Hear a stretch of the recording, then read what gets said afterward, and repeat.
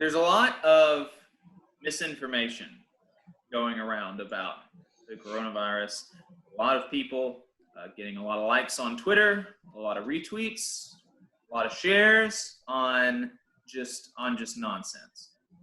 So there were a couple of things that I thought would be important to talk about because of the ramifications that they have and the way that people think about these things. And, you know, the reason that misinformation is so important, like it's so important to recognize misinformation and attack it, is because what you believe is true affects how you act in the world. And, you know, I'd be willing to bet most of those folks at Lowe's are not taking this seriously, right? And they're not taking it seriously because they've been listening to Rush Limbaugh or they've been listening to Trish Reagan on Fox News, and they don't think that they should be taking this seriously. And so anti-vaxxers. Yes. The idiot anti-vaxxers. Let's see if they're anti-vaxxers, if they'll refuse to get vaccinated from the COVID-19. That will be very interesting. Right. So the first person that was that I came across this week, I've been you know, as I'm going, you know, about my life, you know, scrolling through Facebook, I've been kind of pulling out things that I thought were interesting. And so one of the first things that I saw this week was a tweet by a person named Candace Owens. Candace Owens, she got she came onto the political scene with a website that she called Social Autopsy or something. Yeah. And what that was supposed to be is a database for middle and high school bullies that she wanted to follow them through their whole life. Like, she started as like just the worst kind of SJW, like triggered lib kind of caricature, that like she wanted people that were like middle school bullies to be known as middle school bullies for their whole life, put that on their like have employers know that. It's crazy stuff. And so now she's a big MAGA Trump. She just followed the money. Wherever she could make the money, that's where she went, and she could make money as a Trump surrogate. So that's what she's doing. So she sent out a tweet that said, "If social distancing is the only way to quell the spread, explain Japan. First case reported in early January. No social distancing, no national emergency declared. Population 126 million, only 52 deaths. Meanwhile, Italy's been on lockdown for weeks and is seeing no progress." There's just so much nonsense there. First, is it true that Japan had, quote, no social distancing measures? Like, no, that's not true. That's not true. They began moderate social distancing measures as soon as a case was reported. Very early on, there were event cancellations. They increased remote working arrangements. They encouraged less unnecessary outings. Rush hour traffic on the subway went down by 10%. Movie theater revenue went down 55%, and 55% of large corporations have implemented remote working procedures. This happened, you know, these were much more minor steps than what we're seeing across most of the United States, but they worked because they were implemented so soon after the first case was found. They implemented testing early. They quarantined people early. There was just a lot of early measures, and you know, there's a lot different culture there in Japan. Yeah, exactly. They wear masks a lot already. Yeah. That definitely helps. They don't shake hands as much. They're just not as like touchy-feely culture. They wash their hands more. There was a survey that showed that 15% of people in Japan don't wash their hands after they use the restroom, whereas 40-something% of Americans don't. You know, so there's a big cleanliness culture on top of the fact that they acted really early. Yeah, and Japan is very standoffish public-wise in general, and that's what always bothers me with these idiots that try to compare apples to oranges. You know, in Italy, I was over there for a few months, and you know, the first thing they do, not only do they shake hands, but they kiss each other on the cheek. It's a very intimate, even for people that you don't know, it's a very intimate social clique there, as opposed to Japan. Bow, you know, they keep their distance. these people are idiots. They're absolute idiots. Yes, it's just that, and it's dangerous. It's dangerous. It is. Because people who look up to her, respect her opinion, are going to believe it. Yeah.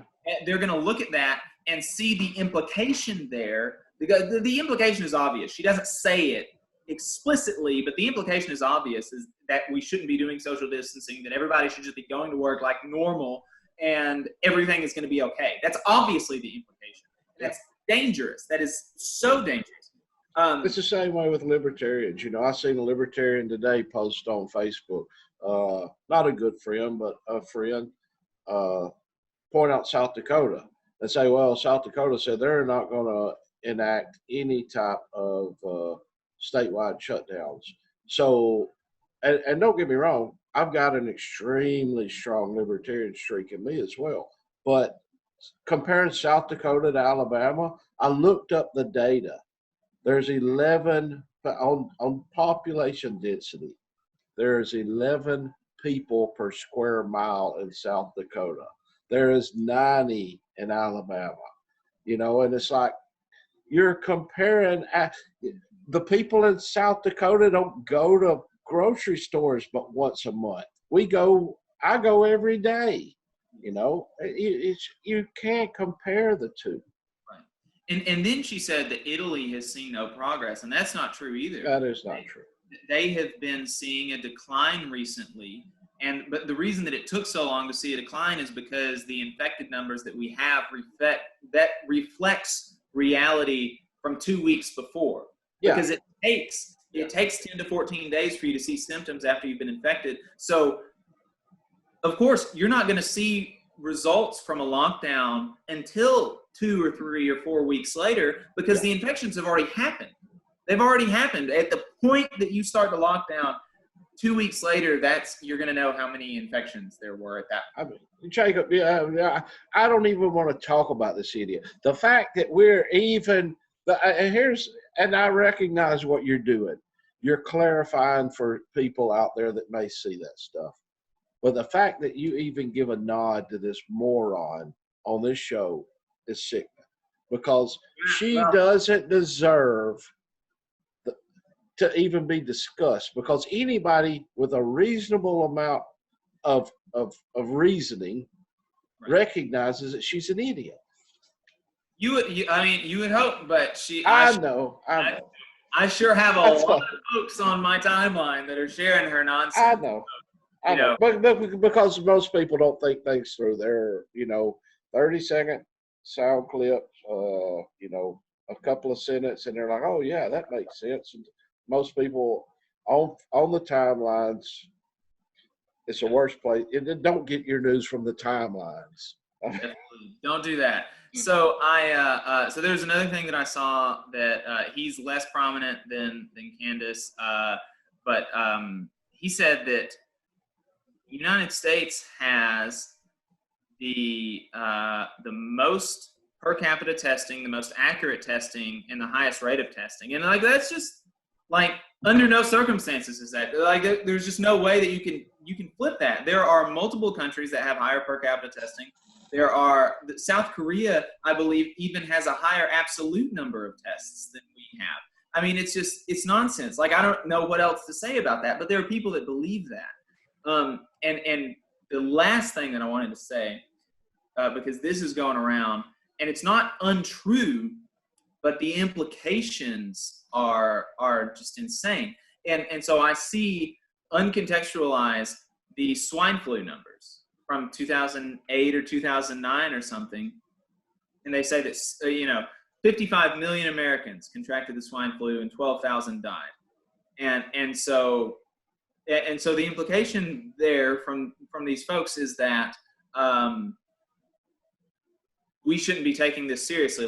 This has happened before and everything is fine. And it's look at those numbers. We have only had 300,000 swine flu. We've only had 300,000 coronavirus cases so far, and we have almost already hit the death toll from the swine flu.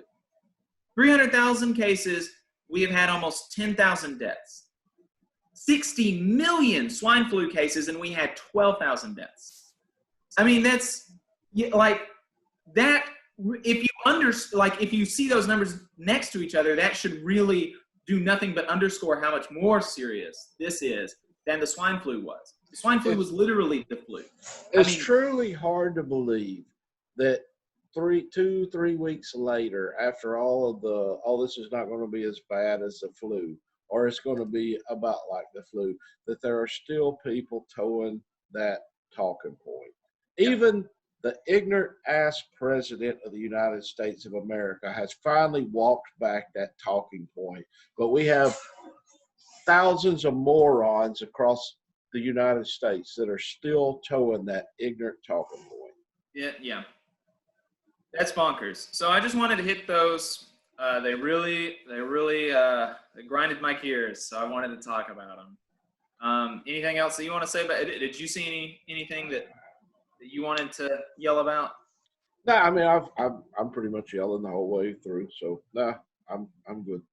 You just watched a clip from the Valley Labor Report. We're in North Alabama talking about the news for workers by workers. We're going to be on the radio on 92.5 FM, 770 AM in the Huntsville, Decatur, Athens listening area on Saturdays from 9:30 to 11 AM beginning in May. We believe that this is a really good opportunity to put new ideas in front of a conservative talk show audience. This is an audience that has never so much as heard the word union in a positive light. But we need help raising the funds to purchase the airtime. So if you could afford to send us a few bucks, you can do that by going to patreon.com/thevalleylaborreport.